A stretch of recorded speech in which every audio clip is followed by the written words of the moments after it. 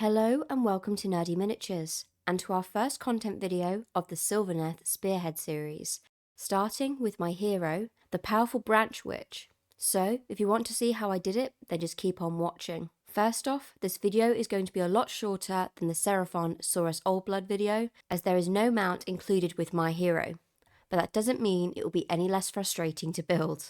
I must say, it took me a few minutes to figure out the directions and to find the correct pieces to build this miniature, but I got there eventually. I knew this piece was going to be on the smaller side, but this little Branchwych was just that, very little. But hopefully, her magic is mightier than she is when it comes to battle. When it came to construction, it was simple, but as a noob of course, I still made a few mistakes along the way. The pieces which consisted of the torso, legs and shoulders were very small, and the markings to help me identify where the pieces were supposed to slot in sometimes were hard to see. I tried my best to apply minimal glue to each part, but I did find that I had to go back in a couple of times and reapply an extra layer of glue or two.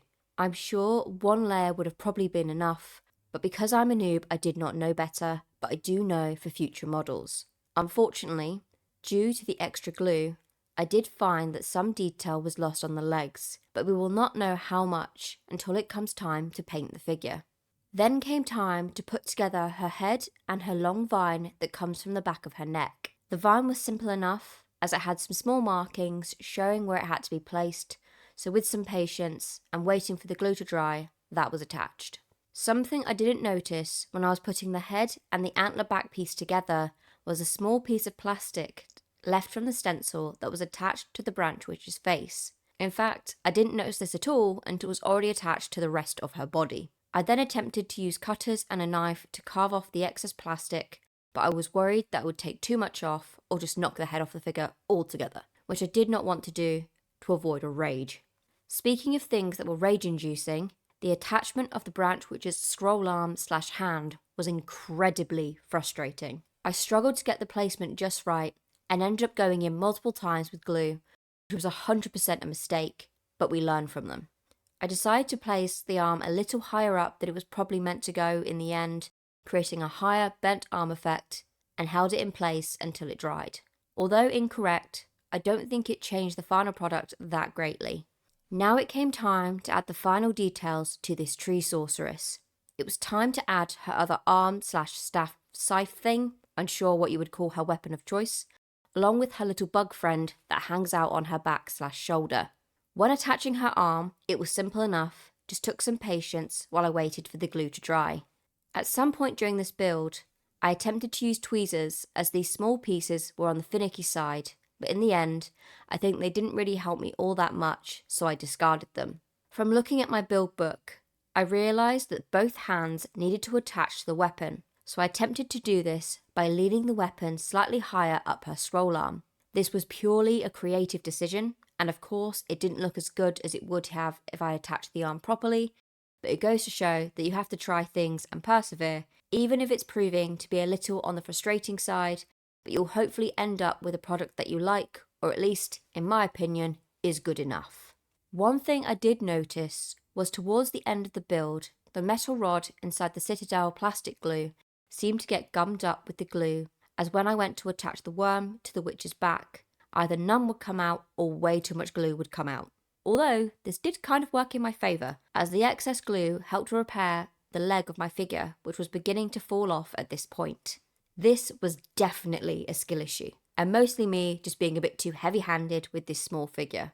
But once the wormy boy was attached, it was time to attach my little witch to her base, which was very simple. I had learnt that patience was key at this point, so once I carved away any excess plastic from the witch's feet and made sure her legs were positioned properly, I attached her to the small base and held her in place until she was dry enough for me to leave her to dry completely on her own. And that's it. The albeit personalised Branchwych was built. Although she did have a few minor differences from the build book, I still liked how she turned out. I look forward to moving on to the painting side of things with this figure and seeing how she performs in battle. So, what are my final thoughts on the build? In terms of the build, on a scale of 1 to 5, 1 being beginner and 5 being expert, I would say this figure was probably about a 3 out of 5. Although it was not as complex as it initially looked, from a beginner point of view, some parts were a bit tricky due to its small scale. I found it difficult at times to control glue and to see the markings that would help me with lining the pieces together. But this is purely a skill issue on my part. Others may find this build easier than I did. Despite this, I would still recommend giving it a go, because despite its small size, it's a cool looking miniature, and I was quite proud to have built it, as this was my first Warhammer figure that I have ever built.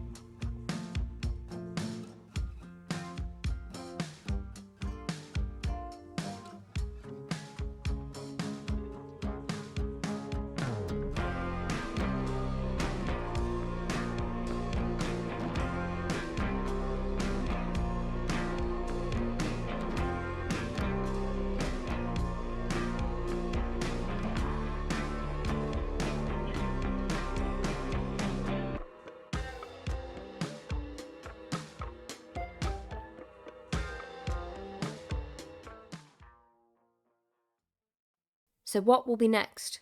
The next content video you can expect from this channel will be a joint project between myself and Mr. Nerd out on Saturday, where you will see the first instalment of our Middle-earth strategy game series as we start to build our War of the Rohirrim Battle of Edoras starter set. So stay tuned for that. So that brings us to the end of this video. If you managed to stay to the end, thank you so much for sticking around. It is appreciated. If you enjoyed this build, then might I recommend subscribing to the channel so you don't miss out on seeing it being painted and seeing how it performs in battle in the future. Down in the description below, you will find a link to Mr. Nerd's channel, so if you enjoy MMOs, action RPGs and streams, then please feel free to check that out. There is also a link to my channel, where I cover all things fantasy lore from Tolkien, Game of Thrones, and most recently, Age of Sigmar. So if that piques your interest, then there is a link to that also. Anyway, that'll be it for us today. I hope you guys have had a wonderful day or night wherever you are in the world. Peace out.